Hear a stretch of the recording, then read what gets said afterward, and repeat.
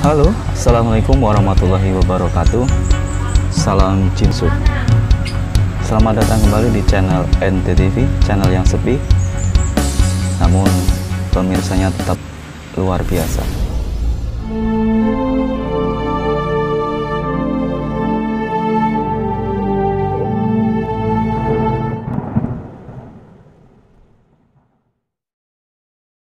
Pemirsa dimanapun berada, pada kesempatan kali ini seperti biasa saya akan berbicara sendiri di depan pemirsa semua. Biasanya saya curhat ya, atau ngoceh sendiri, tapi pada kesempatan kali ini saya akan menyampaikan sesuatu tentang ilmu ya, ilmu tentang peraturan pertandingan di dalam IPSI. Namun sebelum saya lanjut kepada pembahasannya, bagi pemirsa yang belum subscribe channel NTTV, silakan dibantu subscribe, kemudian like jika suka, dan jika ada kritik dan saran silakan ditulis di kolom komentar. Baik pemirsa dimanapun berada, terkhusus untuk pecinta olahraga bela diri pencak silat, lebih terkhusus lagi untuk warga dan siswi KSPI Keras Sakti yang mungkin masih awam dengan hal ini, simak videonya. Walaupun ini sedikit, nanti saya akan bagi dalam beberapa part video. Mungkin yang pertama kita bahas apa saja perlombaan yang diselenggarakan oleh IPSI, dan tentunya saya menyampaikan ini atas dasar buku panduan dari IPSI, hasil keputusan Munas IPSI ke-13 tahun 2012 di Jakarta pada tanggal 22 sampai 23 Februari tahunnya 2013 ya. Jadi saya ambil dari sana apa yang akan saya sampaikan ini. Mungkin jika ada manfaatnya nanti silahkan disampaikan ke tempat latihan masing-masing. Baik, yang pertama langsung saja, di dalam pendahuluan buku tersebut ya dijelaskan pertandingan apa saja yang ada di dalam pencak silat. Di sini pertandingan dimainkan sesuai dengan ketentuan kategori yang diatur dalam peraturan pertandingan dan dipimpin oleh pelaksana teknis pertandingan bersertifikat yang sah dan masih berlaku. Nah, maksudnya penyelenggara pertandingan tersebut punya lisensi dari IPSI. Ini kalau wasit juri harus wasit juri yang mempunyai lisensi, pernah mengikuti pelatihan wasit juri begitu. Baik, kategori dari pertandingan pencak silat terdiri dari 4 ya. Ada 4. Yang pertama tanding. Tanding itu ya laga. Meninju, menendang, menangkis, menjatuhkan, itu laga, tanding ya. Kemudian yang kedua kategori tunggal. Kategori tunggal itu masuk dalam seni. Di seni itu ada 3, tunggal, ganda, dan regu. Jadi sering disingkat TGR ya.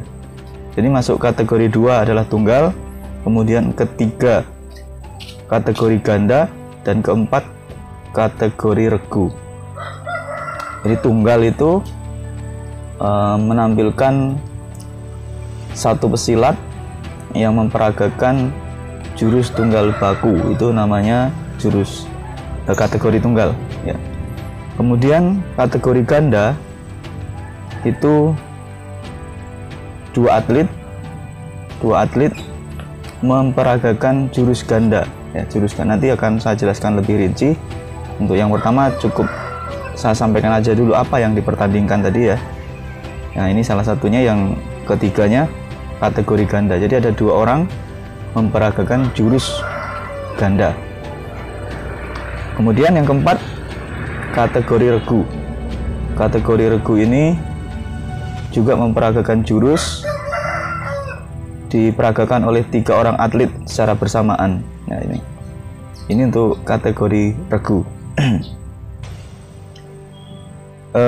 Baik, sampai di sini mungkin yang perlu dipersiapkan kalau kita ingin mengikuti perlombaan atau pertandingan pencak silat. Yang tanding tadi, kategori tanding, atlet kita tentunya harus belajar banyak meninju, menendang, menjatuhkan.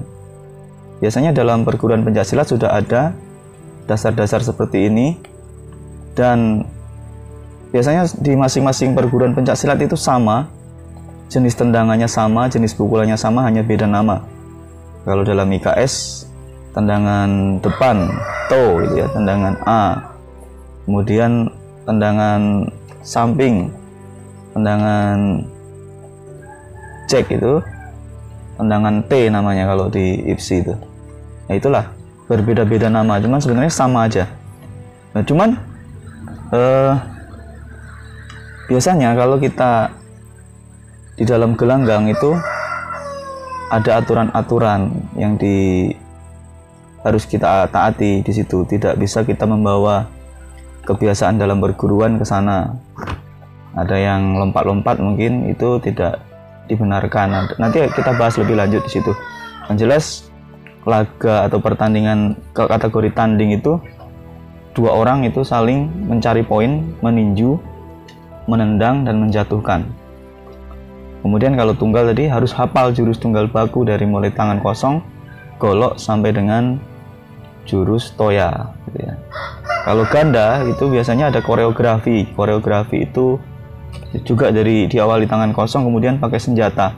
Koreografi ini banyak sekali kita temui di atlet-atlet PON, atlet-atlet Asian Games gitu ya. Udah bagus-bagus, bisa kita tiru. Cuman untuk menirunya mah agak susah itu.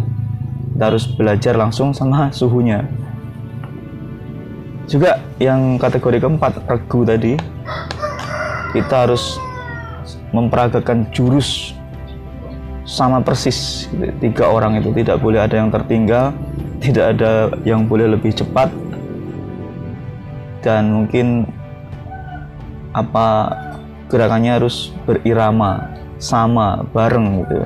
Tidak bisa tertinggal atau lebih cepat dari yang lain. Ya, mungkin itu yang saya sampaikan di kesempatan ini. Bagi pelatih-pelatih IKS yang belum pernah mengenal atau mengetahui, simak terus video-video saya selanjutnya. Saya akan membahas tentang ini supaya ada manfaatnya di tempat latihan masing-masing. Kemudian bagi yang belum menguasai materinya atau belum pernah memiliki pengalaman, bisa nanti belajar dari